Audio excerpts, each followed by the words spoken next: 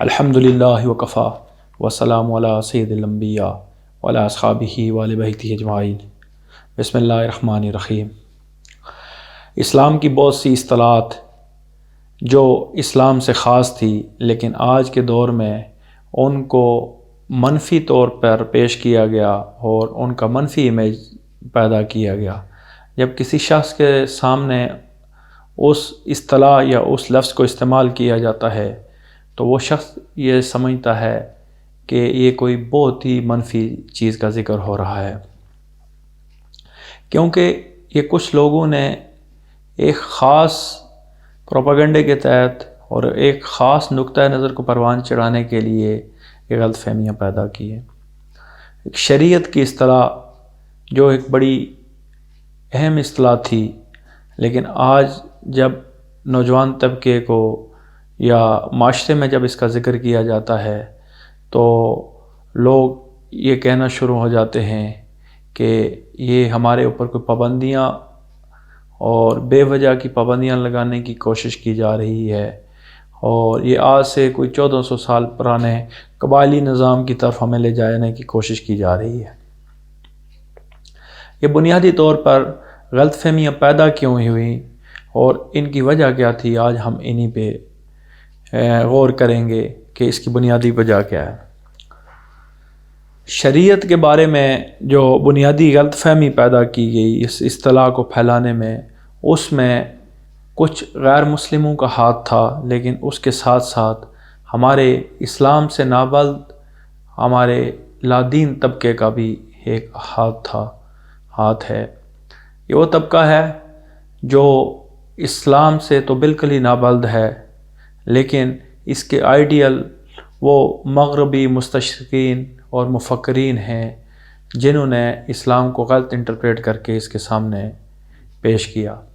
اور یہ اتنا بیک فٹ پہ چلا گیا ہے اور نظریاتی طور پر یہ اتنا پسماندہ ہو چکا ہے کہ اسلام کی اس بات کو قبول کرتا ہے جو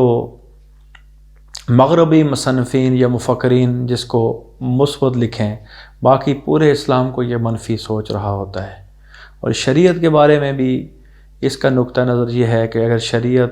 نافذ کر دی گئی یا شریعت کی بات کی گئی تو سب سے پہلے مجھے زندہ درگور کر دیا جائے گا اور مجھے سب سے پہلے اس کا وکٹم بنوں گا میں۔ تو یہ طبقہ ایک خوف کی وجہ سے بھی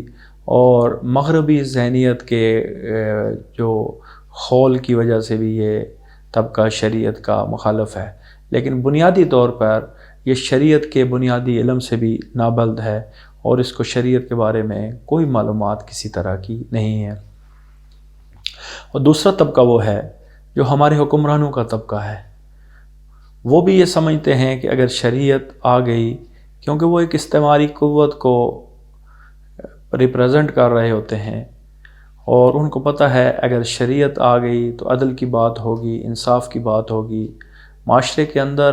توازن کی بات ہوگی، حرام اور حلال کے فرق کی بات ہوگی، تو وہ اپنے لیے اس کو زہر قاتل سمجھتے ہیں، اور جہاں پہ بھی شریعت کی کوئی آواز اٹھتی ہے تو اس کو مختلف پروپیگنڈے کر کے اور مختلف منفی باتیں پھیلا کے اس کو یہ ریجیکٹ کرنے کی کوشش کرتے ہیں۔ اور ایک اور جو ہمارے مخلص قانون دان ہیں جو بنیادی طور پر قانون کا علم رکھتے ہیں لیکن اسلامی تعلیمات سے وہ بے بہرہ ہیں، اسلام سے محبت بھی رکھتے ہیں یہ لوگ، لیکن بنیادی اسلامی تعلیمات کا ان کو احساس نہیں ہوتا یا اسٹڈی نہیں ہوتی، اور یہ بھی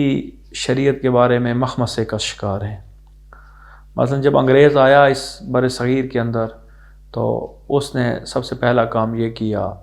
کہ تمام قوانین کو ختم کیا، اپنے لاز لائے، لیکن مسلمانوں کی ایجیٹیشن پہ اس نے مسلمانوں کے پرسنل لا کو برقرار رکھا، جس میں فقہ حنفی اور فقہ جعفری کی بنیادی کتابوں کو ترجمہ کیا گیا، اور لیکن وہ ترجمہ نامکمل تھا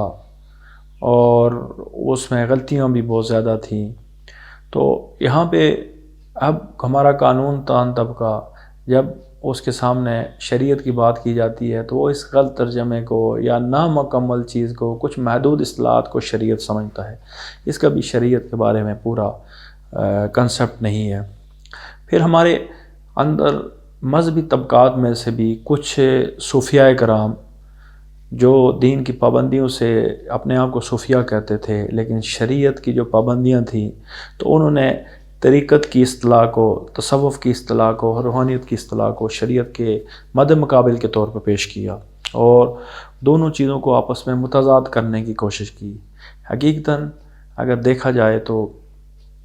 شریعت اور طریقت میں کوئی تصادم نہیں، لیکن ان لوگوں نے اس کو اس کے متبادل کے طور پر پیش کیا،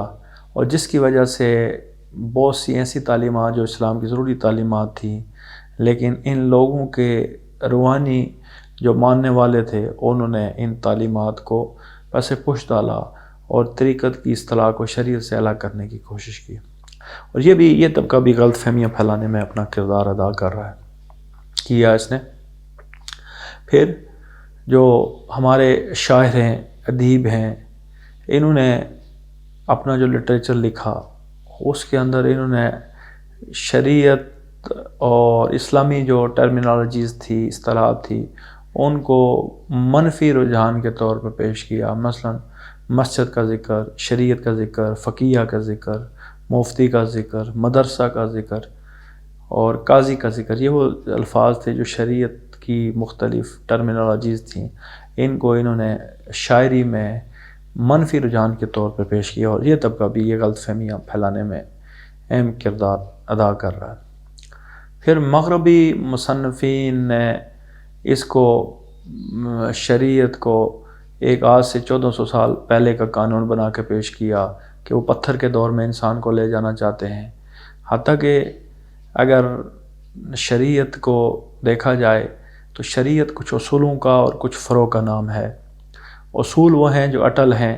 لیکن فروعات وہ معاشرے کے ساتھ تبدیل بھی ہوتے رہتے ہیں اگر ان کے اندر گنجائش ہے۔ اسلام معاشرے کے ساتھ چلنے کی بھی تعلیم دیتا ہے، اور اسلام کہیں پہ جامد ہونے کی یا رکنے کی بات نہیں کرتا، بلکہ کچھ ایک بنیادی اصول ہیں، ان کی روشنی میں اسلام اپنی تعلیمات کو واضح کرتا ہے۔ شریعت وہ زندگی کا لائحہ عمل ہے، وہ راستہ ہے جس پہ چل کے مسلمان اپنی زندگی اللہ کے احکاموں کے مطابق گزاریں گے، لیکن یہ نہیں کہ انسان کی ترقی کی راہ میں یہ چیز رکاوٹ ہے، بلکہ انسان ہر جدید ذریعہ استعمال کر کے بھی شریعت کے اوپر عمل کر سکتا ہے۔ آج اس کی ضرورت ہے کہ یہ جو غلط فہمیاں شریعت کے بارے میں پھیلائی گئی اس ٹرمینالوجیز کے بارے میں، ان کو دور کیا جائے۔ وما علینا الا البلاغ۔